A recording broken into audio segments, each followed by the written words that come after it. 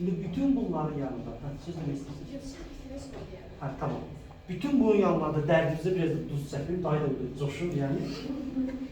Bir kişi obrazıyla mənim de sizin tərəfdə gördüyüm odur, demək istədiyim odur ki, bakın xüsusilə bu şeylərdə bir var feminizm, bir de var femkal.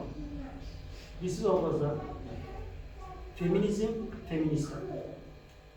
Çok güzel ideolojiyadır ve size de her birinizə feminizmin ne olmağını öğrenmenizi dilir. Yani sadece sosyal medyada yok, elm olarak nedir bu?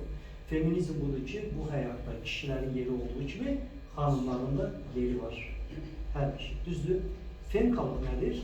Kişiler koydur, kişiler işte bilmirlər, kişiler haksız yere bu kadar pul alırlar, kişiler haksız yere dünyada bu kadar yer tuturlar, kişiler gebermelidir, bütün dünyanı biz idare etmeliyiz. Yani. Bu feminizm değil, femkalık. Bir grup femka bunu feminizm olarak satırlar ve feminizmin adım batırırlar yani.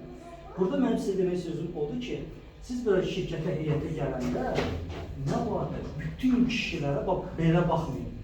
Yani hamınız bu dəqiqə məni aşağı görürsünüz. Ben sizi sübut edəcəm yani sizden şey. Yani hamınız məni şey burada gözünü, hamınız xeyr. Arada öyle bir kişi olacak ki, o size özüyle eyni baktığını göreceksiniz yani. Tamam mı? Veya mesela söyleyeyim, rehber olabilir, hərdən ədalətsiz davranır.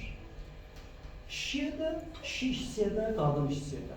Qadın işçiyə də həmin dəqiqə bu lampa yanır ki, mən qadın olduğum üçün bu mənə belə elədi. Bu da doğru yanaşma deyil. Yani. Tamam mı? Ola bilər həmin gün onun pis vaxtına düşüb. Ola bilər ki, həmin gün yani bu yalnız sənə bəlkə də sənin kimi pərvizə də elə davranır. Amma həmin də bir qüvvəyə inir ki, və başlayır burada nə? Femkalık prinsipi şey parlamaya başlayır. Bunu da eləməyin yani. Tamam mı? Veya en çok ben bak tam səmimiliyizəm. Kişi rəhbərlərində də çalışmışam, xanım rəhbərlərində də çalışmışam. Və bizim profesional şirkətlərdə sənin bir dənə rəhbərin olur.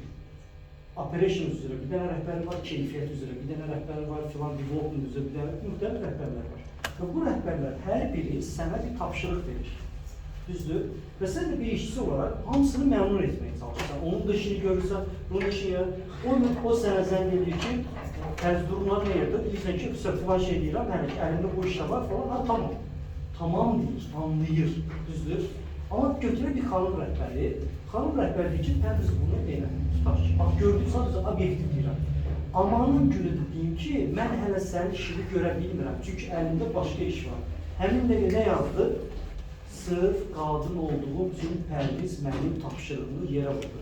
Mən indi kişi olsaydım onu deseydim, həmin dəqiqə gedib onu yerinə yetirəcəkdim. Və həmin dəqiqə nə obraza keçir? Mən bunu bugün bu pərvizə elətdirəcəm, göstərəcəm ona ki, rəhbər burada necə olur.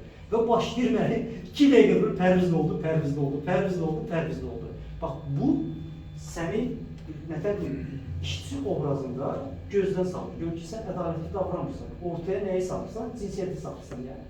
Tamam mı? Halbuki məsələ sən deyilsən. Sənin kimi o biri rəhbərin işini mən bugün çatdıra bilmirəm. Məsələ qadın kişidə deyil yəni. Tamam mı? Amma həmin dəqiqə düşünməyin ki, bax bu fikir var ha. Həmin dəqiqə hansı fikir düşürsünüz? Bu qadın olduğum üçün mənə ədalətsiz davrandılar. Qadın olduğum üçün mənə bir şey yaratırlar. Qadın olsun falan.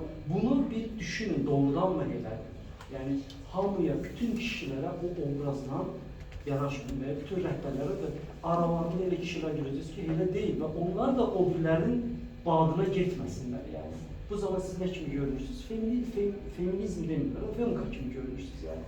Tamam mı? O zaman jurnar. Və elə bir qadına davrananda deyilər ki, bu baş ağrısıdır, lazım deyil qadın. Artıq o şərait yaranmağa başlayır. Buyurun.